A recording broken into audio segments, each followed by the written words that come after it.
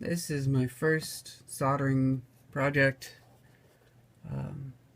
It involves a bunch of capacitors and resistors and diodes and stuff to make a FM transmitter, telephone transmitter.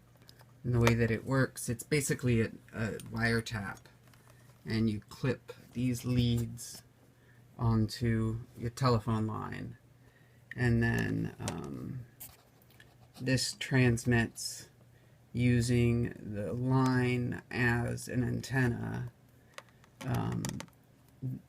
whatever telephone conversations are played out on that. And it fits inside this little cardboard box, like so. And it's got a lid that goes over here.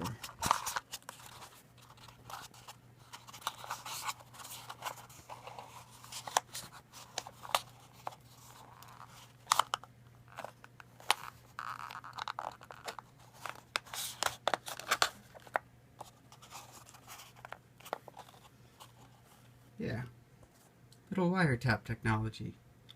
Isn't that fun? Yay. Okay.